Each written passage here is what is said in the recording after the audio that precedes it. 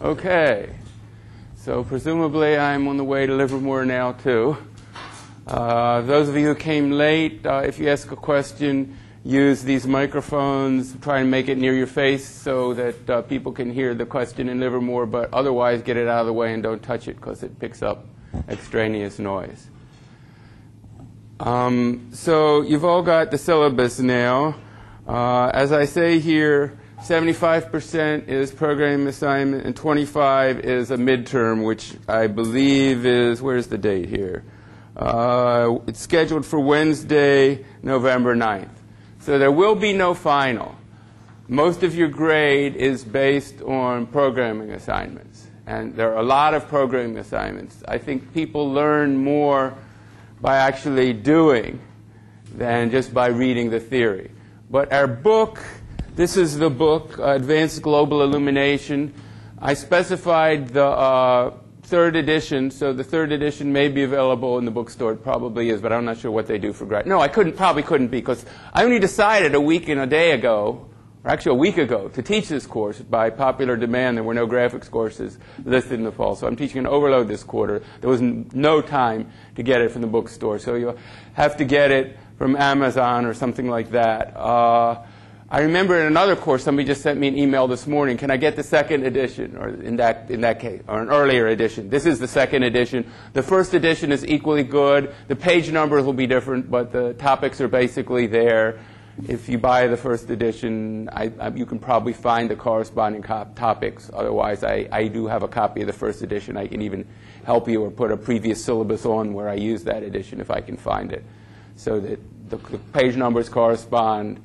So, you know, either one will be okay, but the page numbers I've listed for the readings are in the first one. I mean, in the second edition. So all the theory is in here, probably more than you want. So I've taught this course several times from many different books. And when I taught it, I think it was 2005 from this book, the students complained, too much theory, too much math.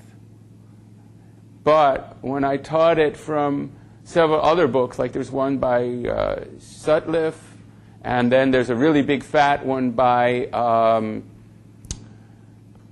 let's see if I can remember those authors. Two graduate students at Stanford wrote it while they were a graduate student. Sorry, I have a mental block against it. But it was done by what they call literate programming, where the program source was very closely tied to the text, and there were all sorts of links. And in both those cases, the text was describing a very specific software system that the authors wrote. And then for homework, I asked people to add to it. So the complaint at that point was that the details in those textbooks were too specifically oriented to their code base, and people didn't want to learn that much detail in a big code base. On the other hand, the preface of this book, or somewhere in the first chapter that I actually refer to in the handout, says that if the content of this course is ray tracing, by the way. We say distributed ray tracing, probably better called distribution ray tracing. It's not because it's distributed across processors, although it could very well be, because ray tracing can be done in parallel if you consider each ray independent. What it really means is we're using statistics like Monte Carlo simulation to try and figure out light bounces, say from the ceiling onto the floor, onto the wall, and eventually onto a piece of paper that may have indirect illumination. Say if it was this seat, which is under the table, is getting indirect bounce illumination. We have shadow penumbras. We have glossy reflections. All these effects that are sort of enhancements of the basic width ray tracing for perfectly shiny surfaces or perfectly diffuse surfaces. So what I'm going to talk about today is that width ray tracing. And the first assignment is going to be to implement it. But that means you would have to write a file type to describe the scene. You would have to write array, object intersection for each object type. And that's not really what we want to concentrate in this course. So what I've done is I've put a file of source code from somebody who, it's Steve Parker, who taught a similar course at the University of Utah quite a few years ago, and made the core part of his ray tracer available. It basically, as far as I recall, just does this basic weighted ray tracing that's going to be part of your first assignment.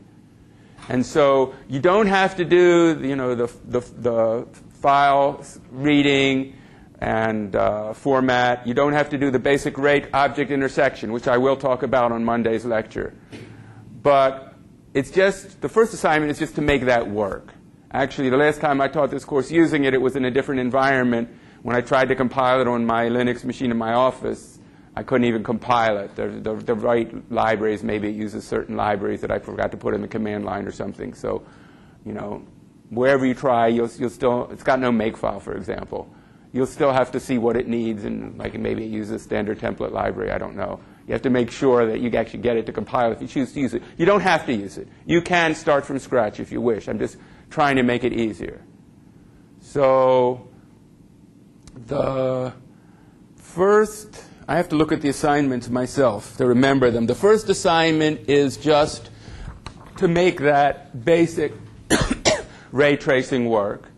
The second assignment is to add things like motion blur and depth of field and anti-aliasing, which aren't even discussed in our textbook, but were discussed along with things like glossy reflection in a basic paper that came out in 1984 called Distributed Ray Tracing by Cook, Porter, and Carpenter. And that paper really excited me because it showed that you could get all these effects just by this Monte Carlo sampling, and it really didn't take any longer than doing just one of these effects. And so we'll study that paper, and the second assignment will be to do those effects. Then, but not refraction. I put off refraction to the end of the quarter just because I want to get started on the global illumination. So the global illumination is things like shadow penumbras, where instead of point sources like you have in the weighted ray tracing and even in the distributed ray tracing for the illumination, we're talking about area light sources like these ceiling lights. And that means the shadows aren't sharp. They depend on how much of the light source a given point on the surface you're shading can see. And that means that you need, is there one more of these left here? You got it. You need some computation which is going to figure out how much of that light source is visible. And also this multiple bounce of light, which is called global illumination. And so most of the course is concentrating on that, and most of the mathematics in the textbook is concentrating on that. Now, we have an option once we get, so the third assignment is doing the shadow penumbras, and it's called path tracing, basically, when you take multiple diffuse bounces off the surface to see, you know, what light is hitting the floor. It's coming from all over the room, and you basically got a sample with a bunch of extra rays all over the room. So that is the key content of the course, and that's your third assignment. And I believe that's all the set assignments. And then, the same time the third assignment is due, Monday, November 7th, I want project description. So I want you to email me what you propose to do in a final project. And the final project will sort of go beyond this basic path tracing to do other things that might make it more accurate or more efficient or get more effects, like effects of smoke in the volume. I'll be talking about that at the end of the course, how you do corresponding things. There's various techniques called photon mapping, density estimation, irradiance caching, bidirectional path tracing, Metropolis, Monte Carlo methods. They go on and on. Many of them are listed near the back of the book. And I'd like you to do a final project, which I think counts more than the other homework assignments. And so I want a proposal on that, and so we agree on what you're going to do, and then you've got basically a month to do it in. I hope the final projects can be presented here. So I assume most of you have laptops. Otherwise, we can bring mine, and you can bring a USB drive to put a talk on. And so, you know, all you need to do is show the images and say what you did to make them. If you don't have powerful enough computers, or you choose to use the CSIF labs, They're in the basement of Kemper Hall. You're welcome to use those computers instead of your own. That's what my undergraduate course is doing. And the way I wrote this, I sort of took the boilerplate language that I told to my undergraduate class. You know, the reader has got to be able to execute your code in this lab. But then I had second thoughts about that, because really all I care about is your images. You know, if the images show the effect, that's enough for me. You know, if the images have some obvious glitch in them, I may be able to look at your code and find out where the bug was. So, like, if you use this package that I put online for you, you know, if you send me the routines that you changed, that's fine too, and I might want to look at them. But I'm probably not going to try and compile and execute it. So this sort of boilerplate language I made about make sure it's compilable on the standard hardware that I could use for grading probably doesn't apply for our course, so you can actually not worry about it. Which means if you want to use a Windows machine, just, I don't care. Just send me, in fact, you don't even have to use hand-in. If you, like the people in Livermore are working remotely, they probably don't want to use the hand-in facility. They just want to send me email with their source and their images. But I need to be able to view those images on my screen, and I'm going to use the Eye of GNOME tool, which means your images have got to be one of these formats listed here that tool knows how to do. So, you know, if you just want to use, you know, a screen view yourself created by some sort of OpenGL version that actually just, you know, takes your internal data file to your code and transfers it onto the screen with, you know, just copy pixels or something, then even a screen capture of that window on your screen would work to show me the image. Or you can, you know, all these file formats have tools to write them out from, you know, packed arrays of data. I'm sure you can figure out how to do that. I've had to do that at different times in my life, although I've forgotten it now. I'm sure they're all documented. Just pick one that I can look at. And then on the last day of class, I actually want you to bring me a printed out piece of paper with some images on it and a description of what you did, just so when I try and remember what you showed, I have some piece of paper to help me when I'm determining the final grade. Okay, so I left my office hours blank, but I gave my undergraduate students priority in setting them so it didn't conflict with their classes. So there are Mondays at 10 a.m. and 4 p.m. and Friday at 4 p.m. But I've also given you my email and even my home phone number and a phone number that I'm reachable at when I spend Tuesdays and Thursdays at Lawrence Berkeley Lab. So there are multiple ways of contacting me outside of office hours. And you know, if we need to, we can set up another appointment time. So the last thing we have to decide, maybe not today, but let's get some opinions. I can also make part of the course after I finish the basic, you know, path tracing scheme that's going to get the direct, indirect illumination that you need for homework. We can do presentations of some of these topics. Some of them are in the book, and many of them are in research papers, and maybe some of them they're only just explained briefly in the book and in more detail in research papers. So we can spend time with students presenting the later material in class rather than me presenting it. And in that case, you know, the quality of the presentation can be part of the grade. And so less will count on the homework and the midterm. So we can take a vote on that, maybe on Monday. So think about how you want to organize the last part of the course. You know, you can look through some of those topics in the book, and the book's got lots of references. For each of the ones they discuss, they have the key papers there. And then I'll ask you Monday, and we'll revise the syllabus, depending on whether I'm teaching the later material or whether you're taking turns explaining it. The last time I taught this course with a midterm instead of a final, because you've got enough effort working on a nice final project. We don't need to make you study for a final too. But on the other hand, there's no way to test the material, the advanced material. So in the past, I also made unannounced quizzes. I think I'm not going to do this. I think you'll either read it or you won't, depending on if you're interested or not. It won't be necessary to do the programming assignments or for the midterm. I hope some of you keep attending. I guess if you're presenting, you'll at least present. And I hope the rest of you have enough courtesy to listen to your fellow students or to listen to me near the end of the quarter. But we won't really be testing that material. So it's up to you how much energy you want to put into learning it. I hope you're interested enough to do that. So are there any logistics questions? Any opinions people want to express right now in advance of our Monday decision, whether you want to present stuff or just have me present it?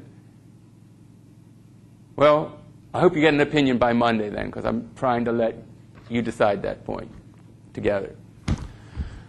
Okay, so Turner-Whitted ray tracing, which is the simple ray tracing without the global illumination and motion blur and stuff like that. So what I'm going to do is contrast it to the Z-buffer algorithm. So here is the Z-buffer algorithm.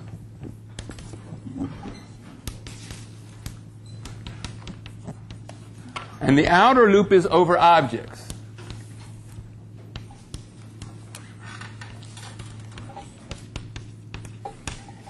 And then the inner loop is over the pixels inside that object. Strictly speaking, it's inside the object's projection onto the screen.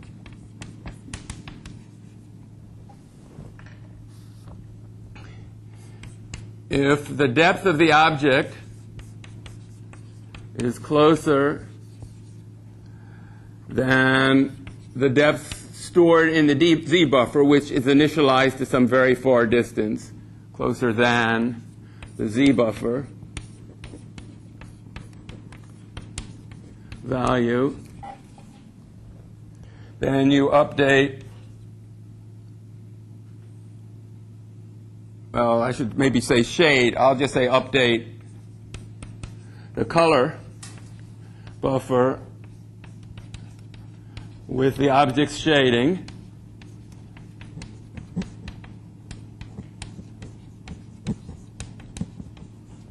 And update the Z buffer. I didn't copy this correctly. My stuff on my sheet said compute the object shading and then update the color buffer and the Z buffer. Okay, so now I want to show ray casting. That's without reflections. And the basic difference is the outer loop is over pixels.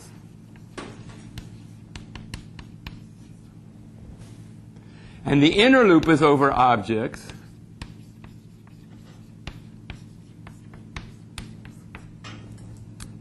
And we have an if, I probably should indent that. If the ray through the pixel intersects the object,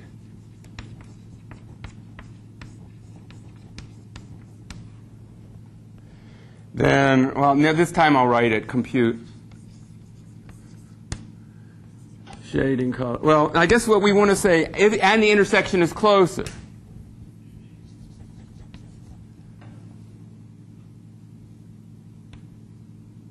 And the intersection is closer than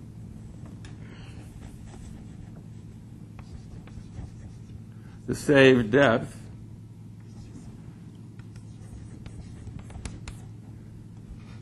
Then compute shading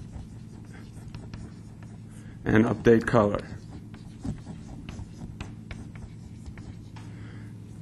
So if we go back to the Z-buffer algorithm for a minute, what we do is we need to initialize the Z-buffer to be a very far value and the color to be some default background black color or something. And then this is a scan conversion step. Just find the pixels, like find the pixels on a line or inside a projection of a sphere or inside a polygon. So given the polygon, you only consider the pixels inside it. And then you do this depth comparison. But you need to store a whole Z buffer. In this algorithm, what you're storing is only one single color for the ray and one single depth for the ray. So it doesn't require the depth buffer storage. But you need a ray object intersection, which is harder to do efficiently than it is to scan convert a polygon, because this loop is saying you're testing all the polygons, and if you have a scene made of tiny little polygons, you're going to miss most of them. So there are various acceleration schemes that people use for ray tracing to try and cull just the polygons that are likely to intersect a given ray. And we're not going to talk about those at all, because this is really a global illumination course, not a ray tracing technology course. But you can use a KD tree or some other spatial data structure to only, and then you run the ray through the spatial data structure. It also could just be a division of the data into a grid, and then each grid cell has the objects that overlap that grid cell, just to avoid testing the ray against all the objects. So if you want an efficient ray tracer, you need to think about that. We're not going to talk about that in this course, and there's no need to implement it in your code. I spelled shading wrong, didn't I? So both of these algorithms could benefit by something called deferred shading. Sometimes the shading computation is very complicated, especially in the motion picture industry, where you have multiple textures for bumps and colors and grunge and dust and specularity and roughness, and they get really fancy with the shading. In fact, there are whole shading languages. RenderMan is one of them. So the shading computation can take a long time. And here, if we find something closer, we're going to redo the shading. Also, in the depth buffer algorithm, we're continually computing the shading, and then something may be found later that's closer, and we're throwing that shading away. So one optimization is to save the information like texture coordinates, normal, color, and stuff. And then once you've found the closest thing on the ray, then you do the shading. Well, similarly, if we come back to the Z-buffer algorithm, if we had extra buffers to save that information, like the normal and the texture coordinates, we could actually do deferred shading for the Z-buffer algorithm too. And I think some graphics hardware implementations or programs can do it that way. Depends the trade-off. I mean, saving all that data takes memory for the buffer case. It's not so much for the pixel case, because we only have one ray at a time. But some people do deferred shading also in a Z-buffer context. Okay, so the reason I call this one ray casting instead of ray tracing is ray tracing traditionally refers to this scheme that was first done by Turner Whitted, I think in 1981, where he dealt with reflection off of shiny surfaces, refraction through glass, and shadows, all by ray tracing. Question? Yeah. What class is this? This is ECS 275. Oh, okay. Wrong classroom. So actually, before I do that, do I really want to do this? I want to talk about rays. Yeah. What is a ray? A ray is an origin, O, which is a position, and a direction, D, which is a vector. Actually, I should put a hat on it because it's a unit vector. And we have a ray equation. R of t is the origin plus t, which is a scalar, times this direction vector. And so if t is 0, we're at the start origin. If t is a half, we're here. If t is 1, we're at this unit vector direction. And as t increases past 1, we continue along that ray.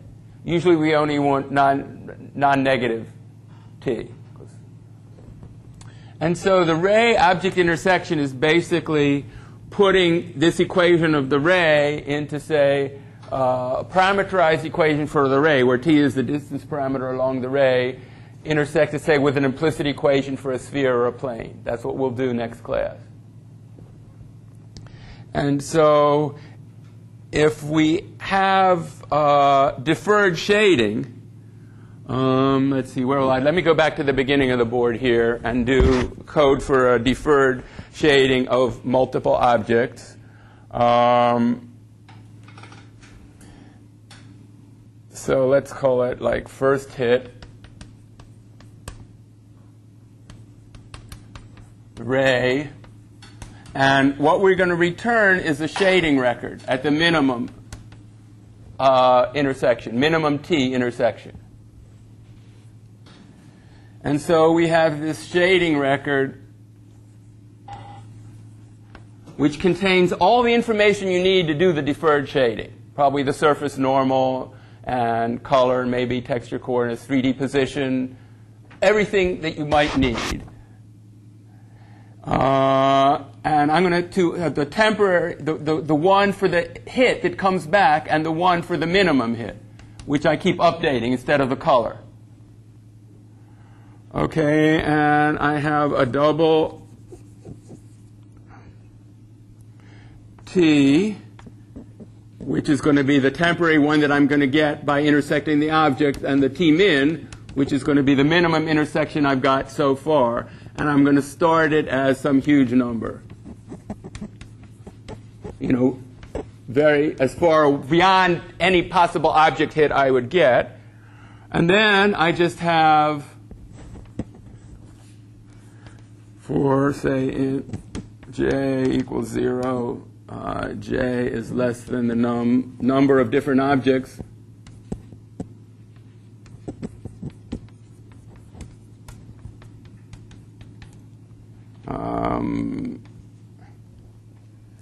So I have if, say I have every object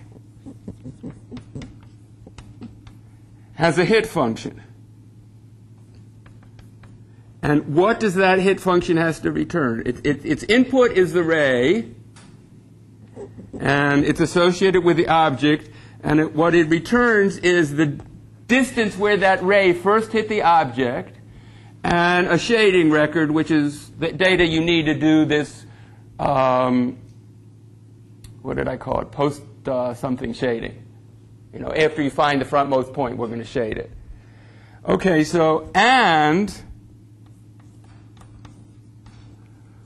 T is less than the distance you've had so far, which you started out very far away. That means you found a closer intersection than any objects you've intersected so far.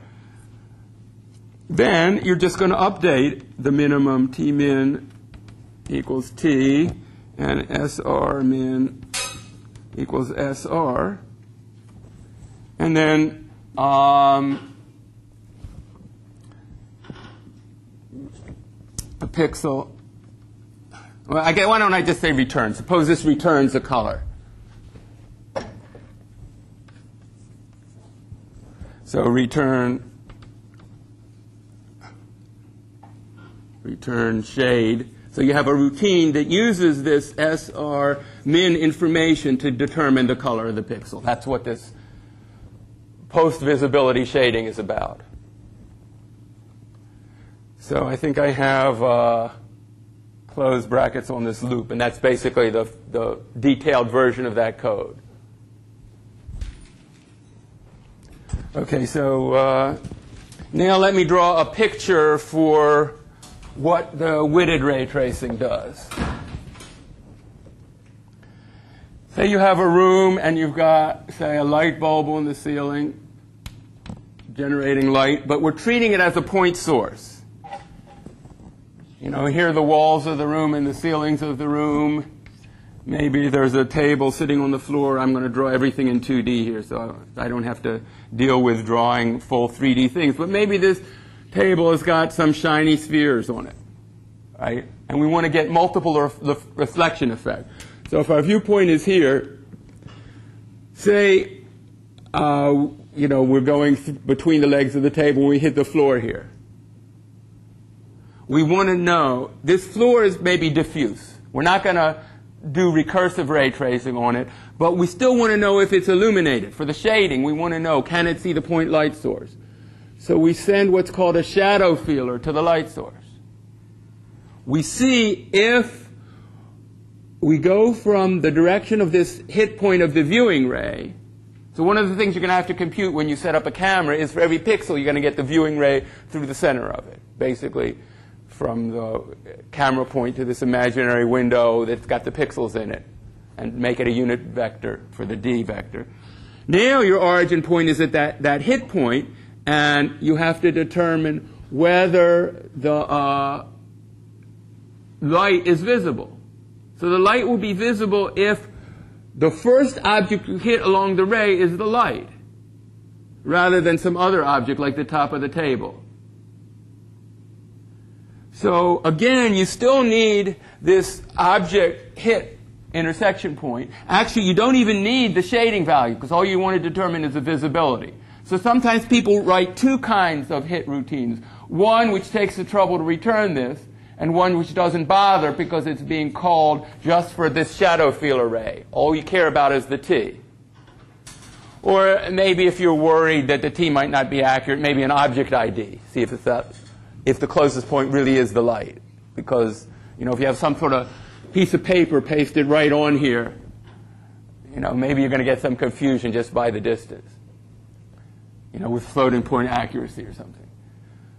Okay, so that's for the shadow effect. And for the light bounce effect, if you hit a specular surface, you're going to use the surface normal and make a reflected ray and see what that reflected ray hits. And then you're going to shade this point, with its own shadow fielder to figure out what the shading is here. Then you're going to apply it. If it was a perfect 100% reflective sphere, it would just be that color. But it may have some less than 100% reflectivity, in which case you're going to have to multiply this color by the reflectivity. In fact, it might have dust on it, which is reflecting diffusely, if it's sort of been sitting there, accumulating dust. So it may be a combination of diffuse term and a perfect mirror term, in which case you use the shadow fielder to see how much the dust is reflecting. You apply diffuse shading. You might apply ambient shading too. And then if it's specular, then you have the specular coefficient. Or the diffuse component might be 0, and you don't need to do the diffuse shading. Now this is called recursive ray tracing, because if you have a point like this, whose reflection is into this sphere, and then reflects into this sphere, and then reflects on the table, you've got to call the same shading function recursively to get the contributions from all these bounces. So in the 15 or 20 minutes left, I want to write a sort of pseudocode for that kind of witted recursive ray tracing, which is going to be what you're going to have to implement for the first assignment. So again, it's going to be a color. So why don't I call it ray color? And the input, again, is a ray. So, and I'm going to start off by initializing the color is black. And then I'm going to add all these different components to it for diffuse, ambient, specular, and so forth. So I guess I'm going to call this first hit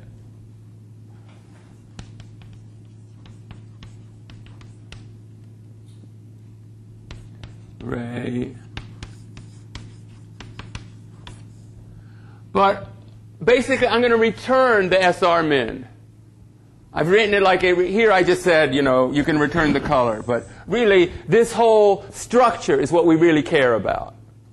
Because that's going to say the light that came in on the given ray, that we may have to combine it before we actually set a pixel color. So in fact, if I were doing it that way, I could have just quit with whatever SR min I got at the last intersection. I won't even need to color a pixel.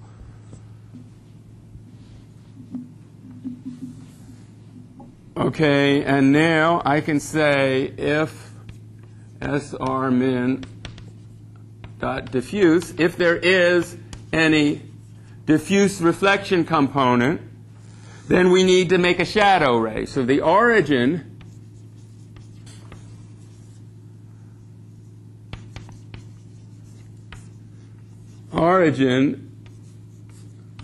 is the hit point.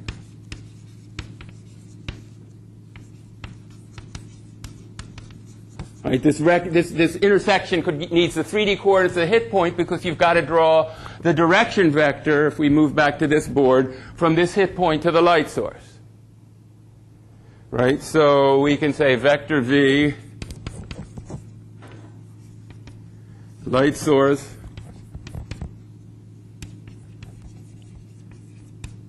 position, minus, well, this is the hit point.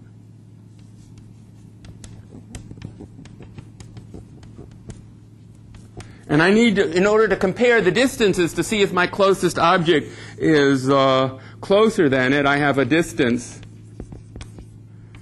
Let's say the absolute value of v, right? It's the length of the vector. And the shadow ray, I should have had a dot here, right? This shadow ray record consists of two things, origin and a distance. A unit vector, I'm sorry, d for direction, and that's just v over its length, right? Well, I should over distance, I guess, since I've already computed it. And then I just call the light source. Wait a minute, what am I going to do? I'm going to just take this ray and I'm going to call, yeah, I guess I made a different, well, let's just say hit. What did I call this? Did I call it hit over there? Hit. For the first object, what am I? No, first hit. So we're calling first hit maybe the shadow variant that doesn't bother computing that shading record because we don't. I just said we don't need it. We just want to see if we get to the light source first. And so it's with this. What did we call it? Shadow ray.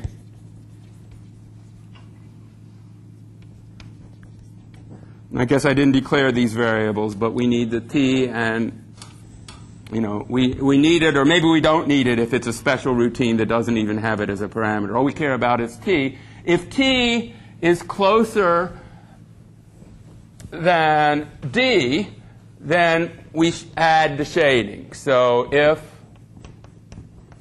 I guess it's going to be t is, say, greater than or equal to d. That means it should be exactly d, and probably, you know, floating point accuracy may not end up taking the ray hit function giving the same as this distance computation. So maybe we just better say d minus some epsilon to take account of floating point potential errors. Then we know that this light source really was the first object we hit. Or, you know, you might do an SR and put the object ID, and if it's a light bulb, that'd be another way to tell. Then you want to add the diffuse shading. So color, how have I decided it? Shading. With the properties of the light, maybe the color of the light information, and this SR min, the properties of the surface there. So that's diffuse shading. You might want ambient shading. If you have an ambient coefficient, you do the same thing.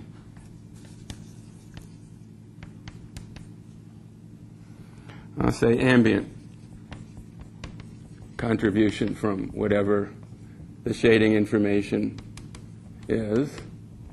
So this might just be Lambert's law, and this just might be ambient color, you know, formula for how much ambient light, and you have some ambient light that is a default or something for the room. Of course, that's what eventually is going to be the global illumination. Ambient is just an approximation of the global illumination that we're going to try and do for the rest of the course. And now, here is the reflection. So if SR min dot reflection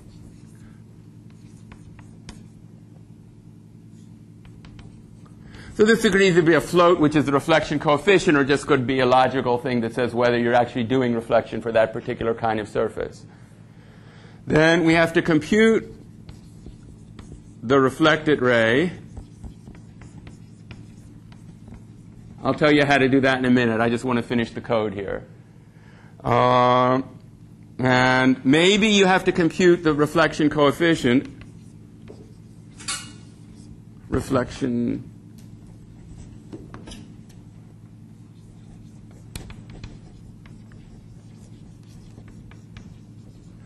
For surfaces like glass or water, the reflection coefficient depends on whether you're looking straight down into the water or the glass, in which case it doesn't reflect much, or you're looking in a very glancing direction, in which case it reflects a whole lot more. So it may actually depend on the geometry. And then you're going to add on the color is added extra, the reflection coefficient,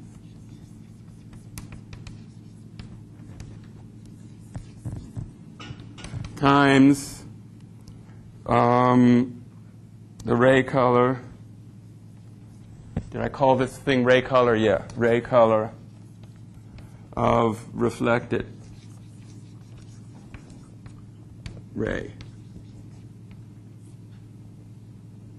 So I guess I need some curly brackets here and at the end. And I left off refraction, but you could have the same if for refraction. So I'm going to tell you today how to do the reflected ray. I'm not including refraction right now, even though Turner-Whitted did, because I'm going to wait till farther into the quarter before I tell you how to compute the refracted ray and the refraction coefficient. But let me tell you how to compute the reflected ray. So I guess I probably shouldn't have erased this ray, but it's more common to draw a picture where the surface is horizontal, the normal is up, the viewing ray direction goes like this, and the reflected ray direction goes like that. And it's actually more common to look at the viewing ray toward your eye. So V equals sort of minus the viewing ray. This is just because it's the way I remember this formula. Because when you do shading, you usually think of a vector toward the eye instead of the vector of the direction that the viewing ray. Actually, the photons go this way. And the incoming photons that are reflecting go that way. But when we do ray tracing from the eye, we're actually tracing it in the opposite direction. Later in the course, we'll talk about actually tracing the photons from the light source when we do photon mapping. And when we do bidirectional ray tracing, we'll do both of them, sort of join them in the middle. But for now, because of the way that this is the incoming ray. This is the ray parameter there that I'm intersected with, went this way. And so V is minus it. And then if we take V dot n, that's a scalar. N is a unit vector. This is what the projection of this is on the scalar. And what I want to do is I want to reflect this picture. Actually, this reflected ray is going up the same amount, but it's going over in the other direction. So basically, this component has to be made to go in the other direction, and this component has to stay the same. And a simple way to do that is to complete this parallelogram. Right? So this side is parallel to that side, and this side is parallel to that side, which means if this is the, what did I make? I didn't compute a lighting vector, did I? Shadow ray dot d. That's it. That's this vector. L is shadow ray dot d. And then if I add this vector to this vector, basically I'm going to get this piece, which I said was the projection, plus that piece.